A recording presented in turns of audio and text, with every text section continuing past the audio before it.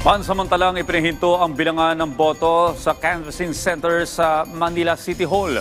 May ilang mga clustered precinct ang kailangan maging manual ang transmission ng resulta ng eleksyon. Si Isaiah Mirafuentes sa detalye. Ang inaasahan sanang maagang proklamasyon sa mga manlalong kandidato sa Maynila, naudlot. Ito dahil sa pansamantalang ipinahinto ang bilangan ng boto sa canvassing center sa Manila City Hall. Dahilan na may ilang mga clustered precinct ang kailangang maging manual ang transmission ng election result.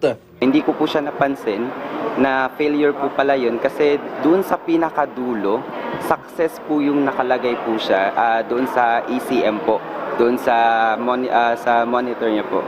So hindi ko po napansin yung pinakauna na nag-fail po pala. Mahigit 96% precinct votes na ang natransmit sa canvassing center. Ibig sabihin, mahigit 3% na lang ang hinihintay. Pero ayon sa Board of Canvassers, itutuloy ang bilangan alas 2 ng hapon ngayong araw. Sa kabila niyan, sa kauna-unahang pagkakataon matapos ang botohan, muling umapak sa Manila City Hall ang nangunguna sa pagkaalkalde ng Maynila na si dating Manila City Mayor Isko Moreno. Thank you very much mga batang Maynila. Thank you very much sa mga nanay at tatay ko. Thank you very much. Nagulat kami actually. Chichi and I and the group, nagulat kami na overwhelming yung lumabas na resulta. Maraming salamat dahil nandito po kami ngayon and makakaasa kayo na sa aming mga pinangako. Ayon kay Yorme, mag-ayos na at tuldukan na ang pagkakahiwa-hiwalay.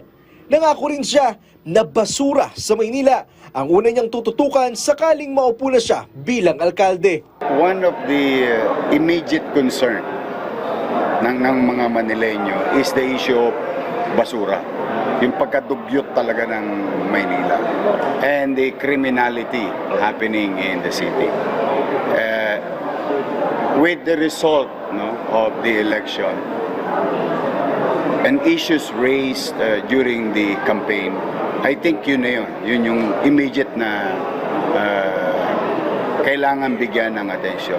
Pinagmalaki ni Yorme ang kanyang anak na si Joaquin Dumagoso na nangunguna sa pagkakonsehal sa District 1 ng Maynila. Opo, bata naman po talaga ako.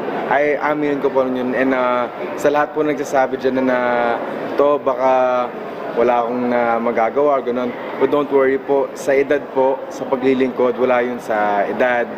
It's really in the end of the day, it's your heart and your passion to strive to do better for the people. Samantala, nag-concede na ang isa sa mga tumatakbong alkalde ng Maynila na si Sam Versosa. Maluwag niya nang tinatanggap ang kanyang pagkatalo. Isaiah Mirafuentes para sa Pambansang TV sa Bagong Pilipinas.